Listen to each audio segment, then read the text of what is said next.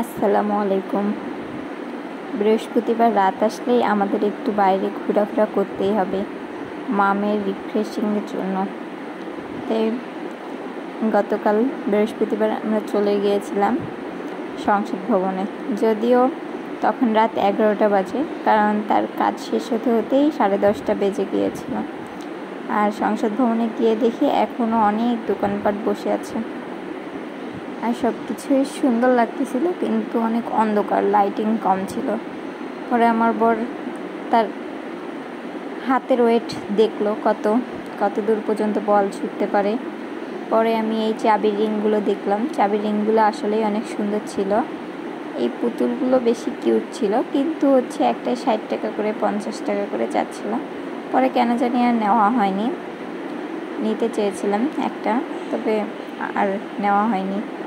পরে দেখতেছি যে এখানে ফুলের দোকান, কিন্তু ফুলের মালিক নেই। ফুলের মালিক যেন কোথায় গিয়েছে। আর এখন পর্যন্ত রাত বাজে তখন 11:10, তখন পর্যন্ত এই ফুলগুলো ছিল।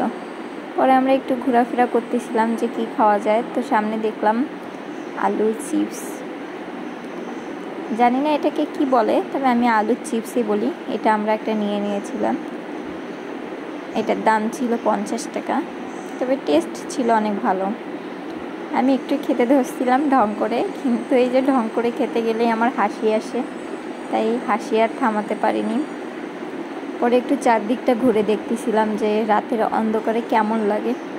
তো দেখতেছি আসলে ফিলিংসটা বলে বোঝানোর মতো না, এত ভালো লাগতেছিল। আর আমার মেয়ে অনেক বেশি এনজয় করছে। সে চারদিকে শুধু ঘুরে, ওকে বলতেছিলাম, মা এটা কি? ও তো সংসদ ভবন বলতে পারে না, সংসদ বলে, আর দেখাই দিচ্ছিল ওটা। সে একা একাই আলুর চিপস খাচ্ছিল, হাঁটে বের হচ্ছিল।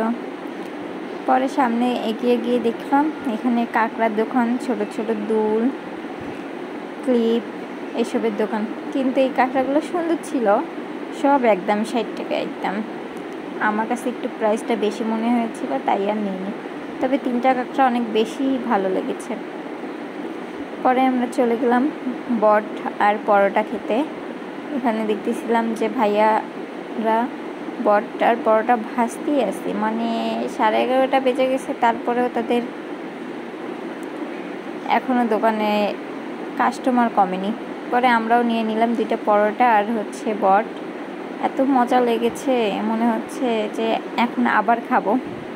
পরে আমরা দুজনে ওজন মেপে নিলাম। আমার 43 আর তার 91। ভাবা যায় কত কম বেশি ওজনের।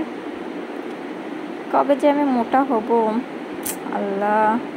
পরে মেয়েকে বাদাম নিয়ে দিলাম, আর আমরা এই পাশে ঝাল চানাচুর নিলাম, কারণ মেয়ে তো ঝাল খেতে পারবে না।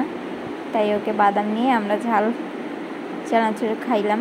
খাওয়ার পরে এত বেশি ঝাল লাগছিল, পরে বললাম যে শেষ পাতে আইসক্রিমটা তো খাওয়াই যায়।